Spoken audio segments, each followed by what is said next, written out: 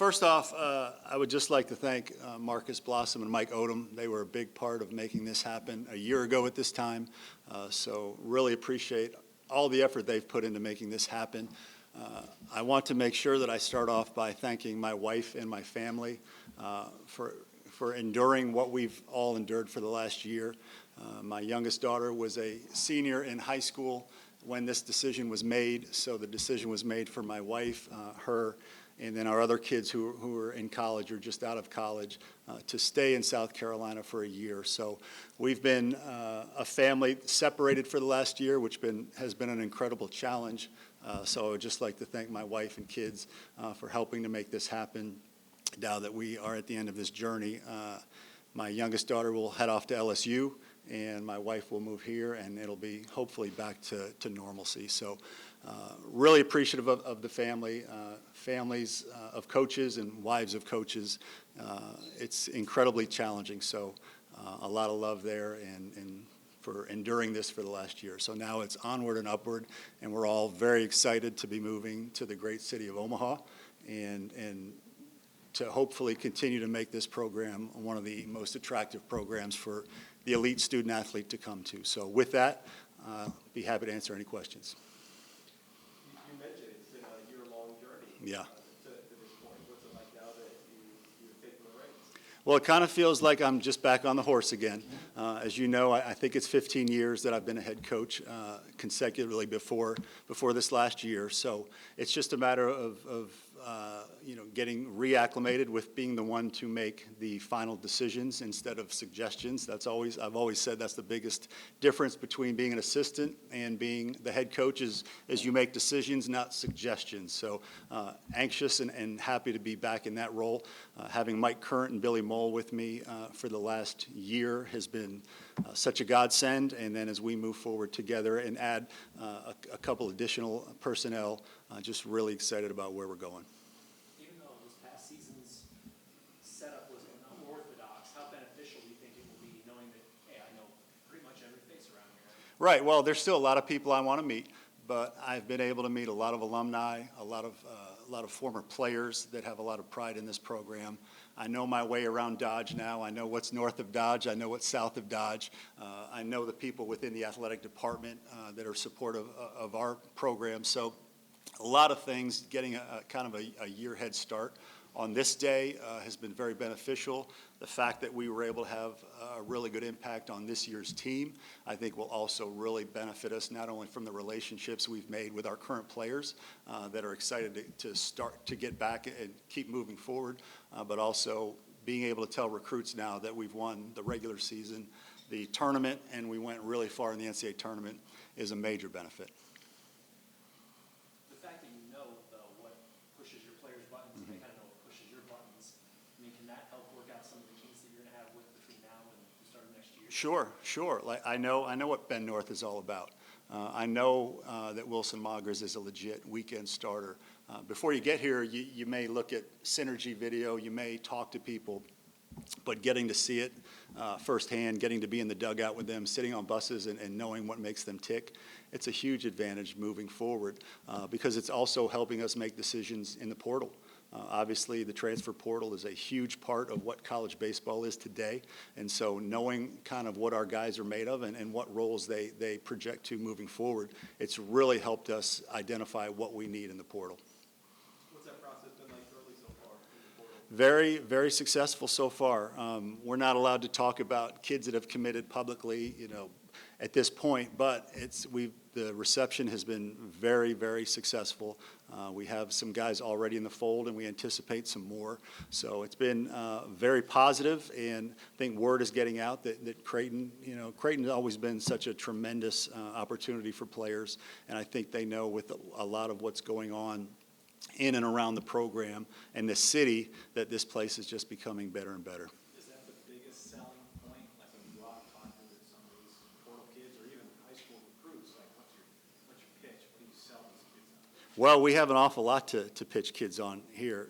I think you start with the city of Omaha. I mean, this is the capital of college baseball. We talk about it all the time. And my exposure to Omaha was in as a player, as an assistant coach, as an associate head coach. I've been blessed enough to come here as a participant in the College World Series 3 different times.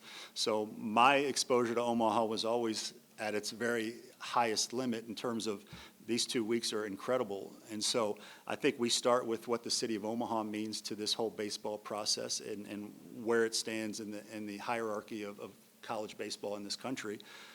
Then the education speaks for itself. I mean, you're getting one of the top private educations in the country. I think we will talk about the experience of our coaching staff and the amount of players we've passed on to professional and Major League Baseball. We've had a ton of success as it relates to teams and winning and going to World Series and Super Regionals. So I really think that this is an opportunity that if you're one of the premier players, it checks all the boxes, and that's what we feel. Now, will we get every recruit? No. Do we have some limitations? It's a little colder here early in the year than a lot of places that have these same check marks, but it's a pretty darn attractive package, and we're going to go out there and try to attract the best players we possibly can. How do you take advantage of maybe the next couple of weeks when downtown Omaha is really Yeah. shining with college Yeah. baseball when it comes to recruits and transfers? Well, we'll try to get guys here.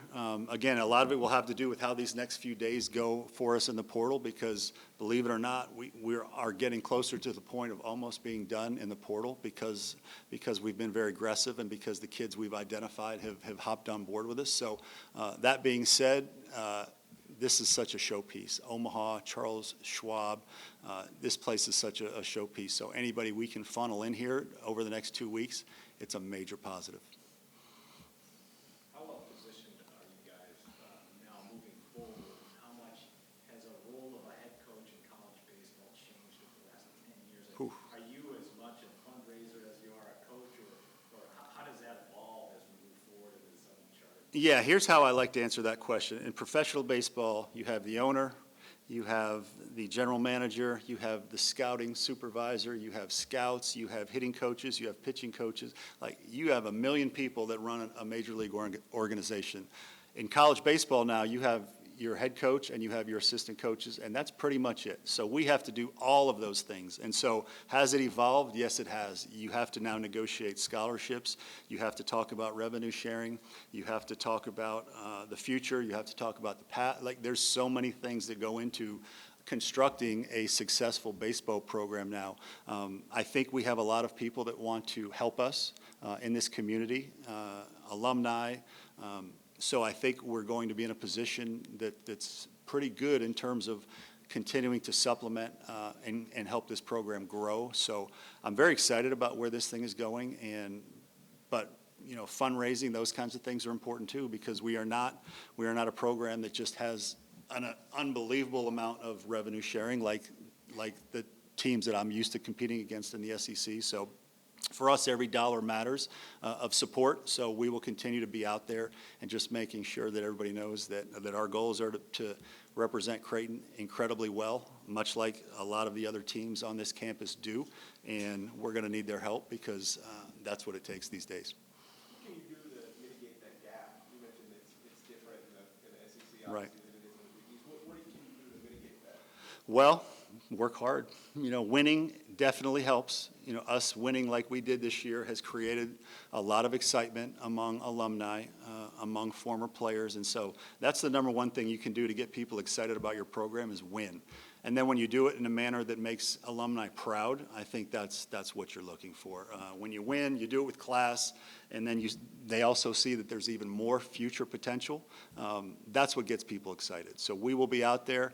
We will have lunch with. We will talk with anybody that's interested in being connected to our program, because we want to see where the ceiling is with this. There's a tremendous history here at Creighton, and obviously we all know what happened in 1991, and we would love to see that happen again someday. Can it happen? Do you look at like recent runs in the College World Series and look at Murray State playing? Yeah. I mean, do you look at this and say, hey, guys, this can happen? Absolutely you do. I mean, if you're not talking about that, then your heart's not in the right place, your competitive nature is not in the right place.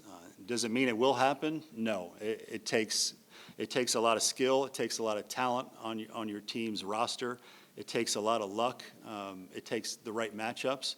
But to know that Murray State is now one game from the College World Series, I think that gives hope to everybody out there that if things fall our way, if we work our butts off 365 days a year, we might just be in that position. I mean, you look at us this year, we had to play, unfortunately, what I think, and I don't say this to jinx Dave, because I have a lot of respect for him and his program, but if that's not the best baseball team in America, I haven't been watching the highest level of baseball for the last 7 years. That's as good a team as I've seen in a while, and we played Tennessee 3 times last year, so we know what that looks like up close and personal, and what we faced this past weekend was incredible. So had we been in another regional facing maybe mortal teams, we might be playing this weekend too. So a lot of it is just hard work, getting the right kids in here, helping them reach their potential, creating a great environment that they want to be a part of, and then you go out there and compete.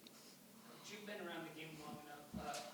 Where exactly is the level of parity at in the game of college baseball?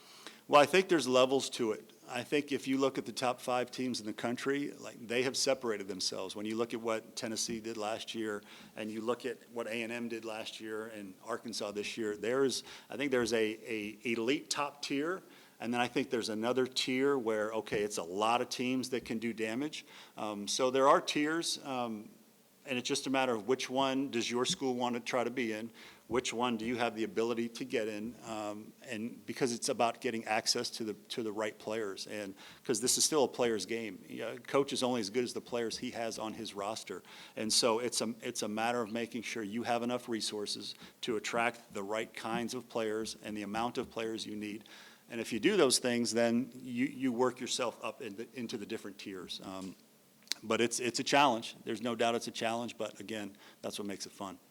Last year, one of the prevailing narratives was CWS. We had 4 ACC, 4 SEC. This year, the first 7 bids are from 6 different conferences. Right. Independent. Do you think that this year kind of flies in the face of maybe that narrative that it's a big college baseball is a 2-conference league? Well, I think you're looking for trends, and so last year was one year, and this year is a different look, and so I don't think there's any trends yet. I think as college athletics evolve, we'll be looking for trends. I don't know that there's a lot of trends yet.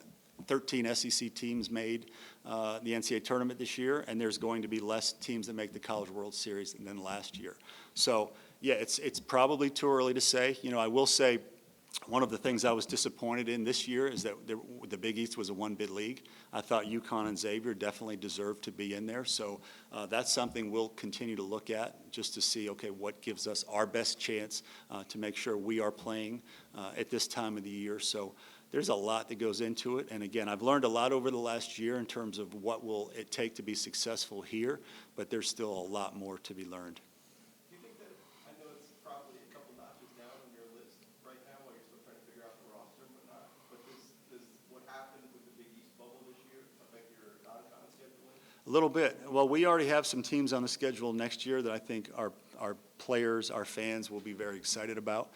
The thing I love about this league is you don't play in many small towns around the country. You play in major cities. And so I look at next year, and I won't give you the exact schedule yet, but I'll give you a little tease. Like next year, we're going to be in San Francisco and Los Angeles and New Orleans and Miami, and we all know the Big East cities. So it's a really exciting schedule, and I think we'll continue to try to figure this thing out. But there are no absolutes. UConn did everything that the NCAA asks them to do this year. They played great teams. They won a lot of games. They shared the conference crown, and they got to the championship in the tournament, and yet they were left disappointed. And so I'd be lying if I didn't say that's a little concerning for the rest of us in the league. So we just have to continue to attack it as much as we possibly can, and when you do that, you just hope that you get rewarded at the end of the year. You just control what you can control, and then at some point it's going to be in the hands. That's why when you win the tournament, it makes it a lot more of a relaxing event when you have your team there watching the television. But hopefully, now that the Big East is continuing to get better and put more resources into baseball in our league, hopefully it'll get to the point where we know we're going to be a 2 or 3 bid league every year. People who don't know what your teams personify, will the average Creighton fan see a difference between a service team and your type of play? I mean, do you do the same things, core value? What Yeah. should fans expect? Well, I think historically I've loved balance, just balance. And when I say balance, I mean left, right, speed, power, power arms, finesse pitchers. Like there's a lot of things in this game. I think there are very few absolutes in this game. So I've always believed that if you have a balance, you have a different way to win games. Creighton has been known as a great defensive team. I do not want that to change. I've always favored a little bit of power over speed, and that a lot of that has to do with the ballparks that we've been playing in for the better for almost a decade, where I just came from. But this is different. We all know Charles Schwab is different than a lot of the ballparks where I came from. We saw that. We were reminded of that this past weekend with some of the home runs that were hit. So I think what you'll see ideally is an athletic team that has speed, that has good bat-to-ball skills, because you want power still, but in Charles Schwab, sometimes that can be minimized. And we want to make sure that it doesn't get to the point where we are power reliant to the point where we hit a lot of long fly balls that are caught and we're not scoring enough runs. So this year's team had a good balance of speed. We stole bases. We had power, especially when we went on the road, because we still will play at least half of our games on the road, so power is not completely minimized. But I just want to see a balanced team that's athletic. It always starts with pitching, and again, with Billy Mole as our pitching coach, it's clear that we are always going to be a very good pitching team. I think we ended at 12th in the country in ERA this year, and Billy Mole is a huge part of that. So Mike Current, who is our recruiting coordinator and our hitting coach, we're on the same page with the type of players we want. And so he works as hard as anybody in the country, both from a recruiting standpoint and an offensive standpoint. So I think that's what you'll see. Whether the average fan thinks that's different or the same as what they've seen, I think that remains to be seen. But at the end of the day, we want to win, and we want to do it with class and dignity, and that part will not change. Did you learn, like, when you said you picked up a bunch of stuff, and is maybe the ballpark stuff and how it plays, would that maybe most beneficial for them through this? Yeah, he obviously, he's been here a long time and won games in that ballpark. So the nuances of that ballpark, he probably knows better than anybody in the country. He knows which flags to look at, and he knew all the different things that could help you win a game that a team might not know if they play in it 2 times a year, 3 times a year. So, yeah, I would say the nuances of that ballpark, which I will share with some of my friends that are coming in this week, the Dan McDonalds, the Matt Williams, the Trip Couches, et cetera, have some really good friends that are coming in this weekend. So I think that's all part of it. Again, you never know everything in this game. You never know everything about a situation you're in. So I always try to be a sponge and learn as much as I possibly can. I think there's something that your players, your team, your staff can learn going over there to Charles Schwab in the next couple of weeks, or something that you want them to take away from this experience this year? Well, I want them to enjoy it, first of all, because I tell people the Super Bowl is coming to town, and we get it for 2 weeks, and it's college baseball at its highest level. I want our players to go there and watch it as much as possible, because they got a taste this past weekend of what potentially, and again, I don't want to jinx them, but potentially the national championship team looks like, and what it takes to compete against those. And so I think that's a major plus for us. And I also just want them to something we stress all the time is about having a passion for the game, loving the game. And so if you go over to that field that they're used to practicing in and they play their games in, if they go there as a fan, I think it'll just continue to rekindle a passion for the game and how lucky they are that that's our home stadium. I mean, Charles Schwab is our home stadium. And so all these teams have been fighting to try to get where we get to play every day. It's our home for 50 weeks of the year, and these teams and players all fight all year to try to get here to stay for 2 weeks. So we're very blessed, and I think them going over there and seeing it in that light, I think it will be a tremendous asset for them. Something symbolic about that facility, kind of breaking ground over there and building up, you're gonna build put your stamp on things, it's gonna be kind of, like, we were walking up, and like, holy cow, look at all this progress. I tell you what, in the softball, obviously the softball complex is really coming along, and so we're excited about what's to come with the baseball. I've been instructed not to give too much insight on it yet, since the groundbreaking is tomorrow, but I will tell you it's something we are all very excited about. They've already broke. It's symbolic. You asked a symbolic question, and I'll give you a symbolic answer regarding that. Yeah, so we're excited. Tomorrow's a big day for us.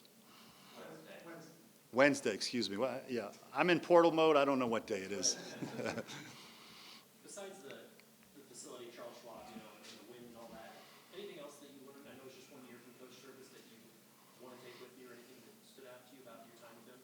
Well, again, he wanted to win, and he wanted to do it with class and dignity, and I think that's what you'll continue to see from our program. I've been so fortunate that I've been around some of the greats of the game. I worked with Jim Morris, a Hall of Famer. I worked with Rick Jones, a Hall of Famer. As a player, I played for future Major League managers. So I think the common thread among all those gentlemen is that they want to win. They have a deep fire to win, but they also want to do it the right way. And that's so important. It's so important that you can pass that on to your guys. You want to teach them how to play the game. You want to teach them all the nuances and the ins and the outs of what it takes to win baseball games. But you also want to represent your university in a first-class manner, and I think that's been done here. You said the situation would be really weird this year. It wasn't. Why? How did you guys make it work, and when did you know it was going to work? Well, we won a lot of games. We had a great group of kids, and at the end of the day, that's what this thing was all about, is do everything you can day by day to just create a great environment for the team. I think we did that. I think the proof was in the results, and yeah, that's about it. I mean, it's you get after it, you do the right things, and I think we got rewarded this year. Was there a moment this year, maybe early on or late on, that not solely that this is the right move necessarily, but this is a long, next chapter? No, that's a great question. I felt, it's weird, I felt like from almost the very beginning that this was just supposed to happen. And I was on the radio show today with Connor Happer, and we were talking about it a little bit. I was contacted by Marcus and Mike Odom almost the instant North Carolina qualified last year to come to the College World Series. Like literally almost the minute after they got the last out, I got a text from Marcus. And so that's my alma mater, North Carolina. And so I thought that was interesting. And then I found out that they had beat West Virginia, which is where Marcus had done some of his education. And so that initially thought, maybe there's something to this. And then, but deep down the whole time, once that process started, I knew this was my kind of place. A really great city that loves baseball and loves sports and loves Creighton. A private school education. I've been here with Miami and I've been here with Tulane, two private institutions. It's a place where you can have a major impact from a positive standpoint because these kids just want to learn and they haven't quite hit their full potential yet because growing up in the North and the Midwest, you don't get as many at-bats as the kid down South, so you can have a bigger impact on their growth. And so the more I looked at it, I just felt like this is the kind of place that I can really thrive in and my staff can thrive in. So I've been all in on it since the minute I said, I think we'll do it. I've been all in on it, and I've just been thrilled with how it's felt ever since. I just think it's the right fit. It's been a breath of fresh air, and I think we'll get the resources here to win at the level that they want to win here.